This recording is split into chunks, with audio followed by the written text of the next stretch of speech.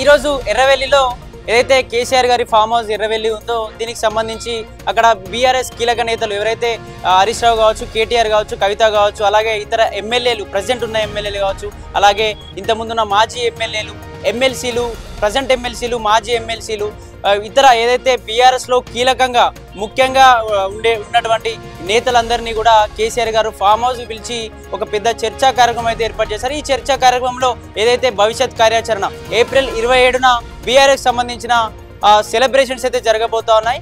దీనికి సంబంధించి సెలబ్రేషన్ విషయంలో కావచ్చు, అలాగే ఏదైతే దీనికి సెలబ్రేషన్స్ తర్వాత మెదక్ అలాగే హైదరాబాద్ మరియు వరంగల్లో భారీ బహిరంగ సభనైతే కేసీఆర్ గారు త్వరలో ఏర్పాటు చేయబోతున్నారని చెప్పేసి దీనిపైన, అలాగే మరియు ఏదైతే ఎమ్మెల్యేల కోట ఎమ్మెల్సీ ఏదైతే ఎమ్మెల్యే కోట ఎమ్మెల్సీ ఉందో దీనికి సంబంధించింది ఎవరెవరికి మన పార్టీలో ఎవరు ముఖ్యంగా ఉన్నారో, ఎవరైతే కష్టపడుతూ ఉన్నారో వాళ్ళకి ప్రతిఫలంగా లభించేట్టు ఎవరికి మనం ఎమ్మెల్సీ కోటాలో ఎమ్మెల్సీగా నిలబెట్టాలి, ఏ కరెక్ట్ అభ్యర్థి ఉన్నాడో ఆ అభ్యర్థిని నిలబెట్టాలో దానిపైన, అలాగే ఏదైతే బడ్జెట్ సమావేశాలు జరగబోతా ఉన్నాయి, ఏదైతే మార్చి 9న బడ్జెట్ సమావేశాలు అయితే జరగబోతా ఉన్నాయి. ఈ బడ్జెట్ సమావేశంలో అసలు వాళ్ళకు సంబంధించి ఏ విధంగా క్వశ్చనింగ్ చేయాలి, అలాగే ఈ ప్రభుత్వ పరిపాలనలో నిజంగానే ప్రజలు కావచ్చు, ఉద్యోగులు కావచ్చు, అలాగే ఎవరు సంతోషంగా ఉన్నారు, ఇతర ఉద్యోగస్తులలో ఎవరు సంతోషంగా ఉన్నారు, ఎవరు సంతోషంగా లేరు, వీటన్నిటిపైన మనం అసెంబ్లీలో బడ్జెట్ సమావేశాల్లో క్వశ్చన్ చేయాలని చెప్పేసి ఏదైతే రేవంత్ రెడ్డి గారు కేసీఆర్ గారి పైన కావచ్చు, ఇతర బీఆర్ఎస్ పార్టీ హరీష్ రావు కావచ్చు, కేటీఆర్ల పైన కాళేశ్వరం విషయంలో పెద్ద స్కామ్ జరిగిందని చెప్పేసి మాకు రుజువు చేయగలరా, దీనిపైన కూడా మేము ఖచ్చితంగా ఏలెత్తి చూపే ప్రయత్నం చేస్తాం, ఖచ్చితంగా క్వశ్చన్ చేసే ప్రయత్నం చేస్తాం.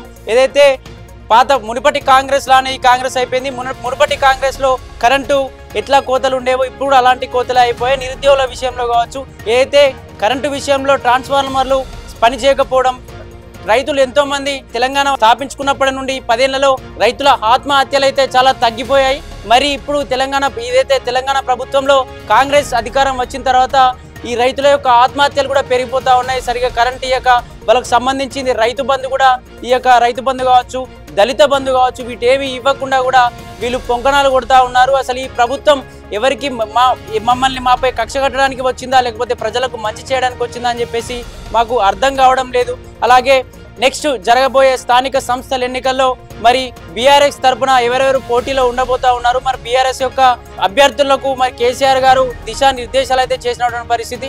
దీనికి సంబంధించి ఎవరైతే ఈ ప్రజెంట్ ఉన్న ఎమ్మెల్యేలు కావచ్చు, మాజీ ఎమ్మెల్యేలు ఎవరైతే ఉన్నారో వాళ్ళందరూ వాళ్ళ గ్రామాల్లోని వాళ్ళ నియోజకవర్గాల్లోనికి వెళ్ళి మన ప్రభుత్వం ఏం చేసింది, రేవంత్ రెడ్డి గారి ప్రభుత్వం ఏం చేయట్లేదు, మేము చేసిన వాటిలో ఎన్ని వాళ్ళు వాళ్ళ జేబుల్లో వేసుకుంటున్నారని చెప్పేసి ప్రజలకు వివరించే ప్రయత్నం చేయండి.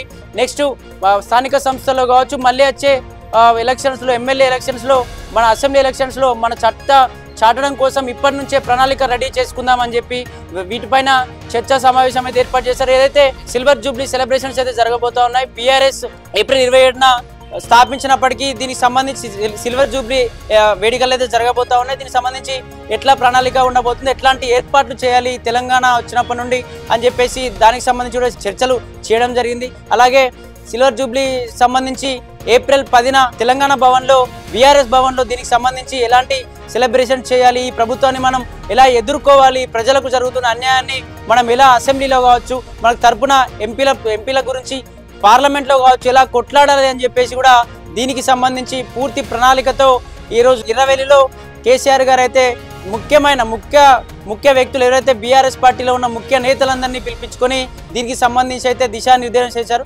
దీనికి సంబంధించి ఏదైతే ఇట్లా సమావేశాలు చేస్తూ ఉంటే కేసీఆర్ ఎప్పుడు అసెంబ్లీకి వచ్చారు, అసలు ఓడిపోతే అసెంబ్లీకి ఎందుకు రాకూడదు, మరి గజ్వేల్ ప్రజల తరపున ఎవరు మాట్లాడాలి అని చెప్పేసి ఇతర పార్టీలు కాంగ్రెస్ కావచ్చు, బీజేపీ కావచ్చు, ఇతర పార్టీ నాయకులందరూ క్వశ్చన్ చేస్తూ ఉన్నారు. ఎప్పుడు కూడా వాళ్ళు చేసిన క్వశ్చన్స్కి ఎప్పుడు కూడా కేసీఆర్ గారు ఎప్పుడు కూడా వాళ్ళకు సమాధానం చెప్పిన పరిస్థితే లేదు. ఎప్పుడు కూడా అసెంబ్లీకి రాని పరిస్థితి. గజ్వేల్ ప్రజల్లోకి వెళ్ళి డైరెక్ట్ మైక్ పెట్టి అడిగినా కూడా అసలు కేసీఆర్ పోయిందే నయమైంది, అసలు వచ్చినా కూడా కనీసం ఎర్రవెల్లి దగ్గర ఉన్న ఫామ్ హౌస్లోకి వెళ్దామంటే కనీసం ఒకప్పుడు ముఖ్యమంత్రిగా ఉన్నప్పుడు అట్లా ఇట్లా అనుమతించారు, కానీ ఇప్పుడు అసలు బయట సెక్యూరిటీలు కూడా ఇష్టానురీతిగా మాట్లాడుతూ మీకు అక్కడికి అలవ లేదు అని చెప్పేసి కనీసం ఇప్పుడైనా రేవంత్ రెడ్డి గారి మాకు సంబంధించిన అపాయింట్మెంట్ అయితే దొరుకుతుంది, కానీ మాజీ సీఎం అయినా కూడా కేసీఆర్ యొక్క మాకు అపాయింట్మెంట్ దొరకట్లేదు అని చెప్పేసి ఎర్రవెల్లి ప్రజలు కావచ్చు, అలాగే గజ్వేల్ సంబంధించిన నియోజకవర్గ ప్రజలు కూడా ఆవేదన చెందుతా ఉన్నారు. మా తరపున మేమన్నా ప్రశ్న ఏదైనా మాకు సంబంధించి విద్యుత్ సంబంధించిన విషయాల్లో కావచ్చు, ఏదైనా సమస్యలు వచ్చినప్పుడు మేము మా ఎమ్మెల్యే మాకు అందుబాటులో ఉన్నాడు ఎర్రవెల్లిలో అని చెప్పేసి మేము మాట్లాడదాం వెళ్తే కూడా ఇప్పుడు కూడా మమ్మల్ని రానివ్వడం లేదు. అసలు మా గజ్వేల్ తరపున అసెంబ్లీలో కావచ్చు మా సమస్యల తరపున మేము ఒక ఎమ్మెల్యేని గెలిపించుకున్నాం కేసీఆర్ గారిని, మా తరపున మాట్లాడకపోతే నెక్స్ట్ మరి మేము ఎలా గెలిపించుకోగలం అని చెప్పేసి కూడా వాళ్ళు గజ్వేల్ ప్రజలైతే క్వశ్చన్ చేస్తూ ఉన్నారు. దీనికి సంబంధించి ఏదైతే మొదటగా జరిగిన గ్రాడ్యుయేట్స్ ఎలక్షన్స్ కావచ్చు, అలాగే టీచర్స్ సంబంధించిన ఎమ్మెల్సీ ఎలక్షన్స్ లో కూడా అసలు బీఆర్ఎస్ ఎందుకు పోటీ చేయలేకపోయింది అని చెప్పేసి ఇతర పార్టీ నాయకులు ఎవరైతే రేవంత్ రెడ్డి గారు చెప్తున్న విషయం ఏంటంటే, మీరు కావాలనే పోటీ చేయలేదు, మీరు బీజేపీ పార్టీకి బి పార్టీగా పనిచేస్తూ ఉన్నారు. బీజేపీ పార్టీ కావాలనే మీకు సంబంధించిన మెడికల్ ప్రాజెక్టు విషయంలో, కాళేశ్వరం సంబంధించిన విషయంలో, గొర్రెల స్కామ్ విషయంలో మీరు చేసిన తప్పులు, మీరు అందులో తిన్న సొమ్మంతా బయట కక్కిస్తామని వాళ్ళు భయపెట్టడంతో మీరు కావాలనే మీకు సంబంధించిన అభ్యర్థులను నిలబెట్టలేక మీరు బీజేపీకి సపోర్ట్గా ఉన్నారు. కావాలంటే ప్రెస్ మీట్లోకి వచ్చి చెప్పండి, మేము ఇలా చేయలేదు, మేము కావాలనే మాకు ఇంకా సమయం కావాలని చెప్పి వేచి చూస్తున్నామని చెప్పి ప్రెస్ మీట్లో చెప్పడం కాదు. మీకు నిజంగానే బీజేపీ ఎలాంటి భయభ్రాంతులకు గురి చేయలేదా? కేటీఆర్ కావచ్చు, హరీష్ రావు కావచ్చు మిమ్మల్ని అరెస్ట్ చేస్తా అని చెప్పేసి ఎప్పుడూ బెదిరించే ప్రయత్నం చేయలేదా? మీరు అందుకే కదా మీరు బీజేపీకి బి పార్టీగా ఉంటూ వాళ్ళకి సంబంధించిన ఏదైతే వాళ్ళ ఎమ్మెల్సీలు ఎవరైతే ఉన్నారో అభ్యర్థులు వాళ్ళకు సపోర్ట్గా ఉంటున్నారు అని చెప్పేసి రేవంత్ రెడ్డి గారు, బండి సంజయ్ గారు కావచ్చు, అలాగే ఈ పార్టీలో ఉన్న కేటీఆర్ కావచ్చు, హరీష్ రావు అందరికీ కూడా ఒక కౌంటర్ కూడా విసిరినటువంటి పరిస్థితి. ఏదైతే బండి సంజయ్ గారి విషయానికి వస్తే బండి సంజయ్ గారు కూడా మాకు నిజంగానే మేము వీళ్ళని అరెస్ట్ చేయకుండా ఆపితే మాకేం అధికారం ఉంది? కేంద్ర ప్రభుత్వంలో ఉన్న మాకు ఈ రాష్ట్ర ప్రభుత్వంలో ఉన్న అధికారులను అరెస్ట్ చేసే అధికారం మొదటిగా సీఎం గారు రేవంత్ రెడ్డి అయిన తెలంగాణ ప్రభుత్వానికి ఉంటుంది కదా, మాకెలా ఉంటుంది దీనికి సంబంధించిన అధికారం అని చెప్పేసి కూడా ఎవరు బండి సంజయ్ గారు చెప్తా ఉన్నారు. మీకు నిజంగా చిత్తశుద్ధి ఉంటే ఈ హరీష్ రావును కావచ్చు, కేటీఆర్ని కావచ్చు, కేసీఆర్ని కావచ్చు, కాళేశ్వరం విషయంలో మీ అందరికీ వాటాలు లభించలేదా? మీరు కాళేశ్వరం విషయంలో ఈ కాళేశ్వరం సంబంధించిన కేసుల విషయంలో మొదటి ప్రాధాన్యత, మొదటి హక్కు ఎవరికి ఉంటుందంటే తెలంగాణ రాష్ట్ర ప్రభుత్వానికి ఉంటుంది. ముందుగా మీరు వారిని అరెస్ట్ చేయగలరా? ఫస్ట్ మీకే ఉంది కదా. గొర్రెల స్కామ్ కూడా జరిగింది. దీనికి సంబంధించి ఎందుకు ఏ ప్రెస్ మీట్లో కానీ ఎప్పుడు కూడా మాట్లాడరు? ఈ ప్రజలను మీరు ఏం చేద్దామనుకుంటున్నారు? ప్రజల సొమ్ముని మీరు ఏం చేద్దామనుకుంటున్నారు? 15 నెలల వ్యవధిలోనే మీ పరిపాలన ఇలా ఉంటే నెక్స్ట్ ఇంకా 3.5 సంవత్సరాలు మీరు ఎట్లాంటి పరిపాలన ఇవ్వబోతున్నారు? మీరు ఇస్తాన్న 6 గ్యారంటీల విషయం ఏంటి అని చెప్పేసి కూడా బండి సంజయ్ గారు, అయితే కేంద్ర మంత్రి బండి సంజయ్ గారు రేవంత్ రెడ్డి గారు కూడా సవాల్ చేశారు. మాకు ఎవరు బి టీమ్స్ లేరు, మేము ఒంటరిగానే పోరాటం చేస్తున్నాం, మేము ఎవరికి సపోర్ట్ చేయలేదు, ఎవరిని కలుపుకోదలుచుకోలేదు. ఒకవేళ నిజంగానే కేసీఆర్ గారు కావచ్చు, అలాగే ఇంతకుముందు వస్తున్న ప్రచారంలో ఏదైతే రేవంత్ రెడ్డి గారు బీజేపీకి సంబంధించిన కనుసైగల్లో ప్రభుత్వాన్ని నడిపిస్తున్నాడు, నెక్స్ట్ బీజేపీలో చేరబోతున్న సీఎం రేవంత్ రెడ్డి గారు బీజేపీలో చేరి నెక్స్ట్ ముఖ్యమంత్రి సంబంధించి పోస్ట్ని కొట్టబోతా ఉన్నారు ఫ్యూచర్లో అని చెప్పేసి కూడా ప్రచారం నడిపిస్తూ ఉన్నారు. నిజంగానే రేవంత్ రెడ్డి గారు కావచ్చు, కేసీఆర్ కావచ్చు, కేటీఆర్ గారు కావచ్చు, హరీష్ రావు గారు కావచ్చు, ఇంకా ఎంతమంది వచ్చినా సరే మా బీజేపీలో చేర్చుకుంటాం, ఖచ్చితంగా వాళ్ళకు సంబంధించి మంచి పొజిషన్లో నిలబెడతాం, కానీ మేము ఎప్పుడు ఎక్కడ తప్పు చేయము. అసలు ఈ ప్రభుత్వం చేసిన తప్పులను బయటికి చూపెట్టడానికి కోసమే బీజేపీ, ఈ భారతీయ జనతా పార్టీ ఉంది అని చెప్పేసి కూడా బండి సంజయ్ గారు కూడా రేవంత్ రెడ్డి గారికి కౌంటర్ వేశారు. దీనికి సంబంధించి ఈ అన్ని విషయాల గురించి కూడా కేసీఆర్ గారు ముఖ్య నేతలు ఎవరైతే ఉంటారో వీళ్ళందరికైతే దిశానిర్దేశం చేశారు. కాళేశ్వరం విషయంలో కావచ్చు, అలాగే మీరు ప్రజలకు ఇస్తా ఉన్న 6 గ్యారంటీలు, 420 హామీల గురించి కావచ్చు, మీరు ఎవరికి ప్రజలకు ఇస్తున్నారు? మహిళలకు ఫ్రీ బస్సు పెట్టడం వల్లనే మీ రాష్ట్రం యొక్క పథకాలన్నీ అమలైపోయినట్టేనా? మీరు ఇస్తాన్న ఏవి? మీరు ఒకప్పుడు మీరు కార్డ్స్ పెట్టుకొని తిరిగారు, 6 గ్యారంటీల కార్డ్స్, అవి ఏమైపోయాయి? ఓన్లీ ఒక మహిళలే మాత్రమే జరిగింది. ఈ మహిళలకు మీరు ఇస్తాన్న 2500 చేయూత ఎట్టిపోయింది? మీరు ఇస్తాన్న కుర్మలకు కావచ్చు, కుమ్మరులకు కావచ్చు, ఇతర ఏదైతే కుల వృత్తుల వారికి మీరు ఇస్తాన్న డబ్బులు కావచ్చు, మీరు ఇస్తాన్న వడ్డీ లేని రుణాలు కావచ్చు, ఏమైపోయాయి? మీరు ఇస్తాన్న హామీలు ఏమైపోయాయి అని చెప్పేసి కూడా కేసీఆర్ గారు కావచ్చు, కేటీఆర్ గారు కావచ్చు, హరీష్ రావు గారు కావచ్చు ఎప్పుడు కూడా అనునిత్యం ప్రశ్నిస్తూనే ఉన్నారు. అలాగే ఎమ్మెల్సీ కవిత గారు కూడా బీసీ నినాదంపై కూడా క్వశ్చన్ చేస్తూ ఉన్నారు. ఈ బీసీలలో మేము మంచి వాటా ఇచ్చాం, ఎమ్మెల్యే కావచ్చు, ఎంపీల్లో కావచ్చు మేము మంచి వాటా ఇచ్చాం, కాంగ్రెస్ ప్రభుత్వం చెప్పిన మాట తప్పింది. ఏదైతే కామారెడ్డిలో 42% రిజర్వేషన్ ఇస్తా అన్నదో అది ఇవ్వకుండానే స్థానిక సంస్థలకు వెళ్ళిపోతూ ఉంది కాంగ్రెస్ పార్టీ బీసీలకు అన్యాయం చేస్తుంది అని చెప్పేసి రేవంత్ రెడ్డి గారిని ఎమ్మెల్సీ కవిత సంబంధించి క్వశ్చన్ చేస్తే రేవంత్ రెడ్డి గారు ఏం చెప్తున్నారు అంటే, మీ ప్రభుత్వంలోనే బీసీల యొక్క రిజర్వేషన్ ని 33% తగ్గించింది మీ ప్రభుత్వం కాదా?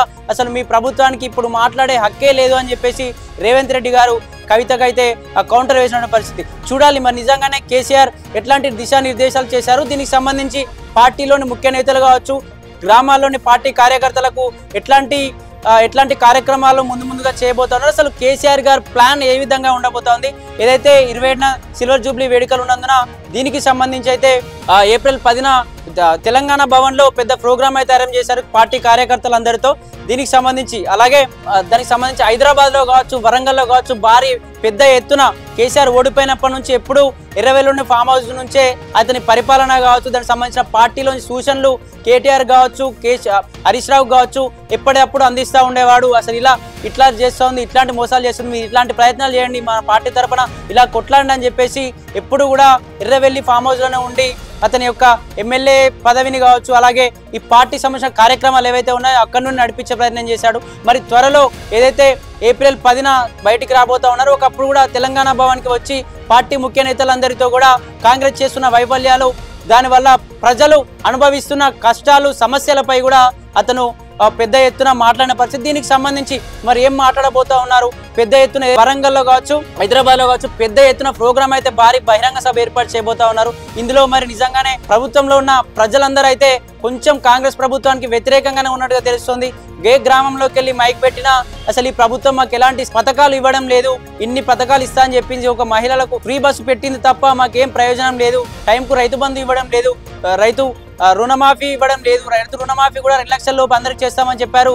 ఒక్కొక్కరిది చాలా మేము 30-40 వేలు కూడా మాకు చాలా మంది కాలేదు, కొందరి మేము భూమి ఉన్నది ఒకంత అయితే మాకు ఒకంత అసలు లెక్క ప్రకారం కరెక్ట్గా లెక్కలు చేయకుండా కూడా కొందరికి డైరెక్ట్ అకౌంట్లో వేసేశారు.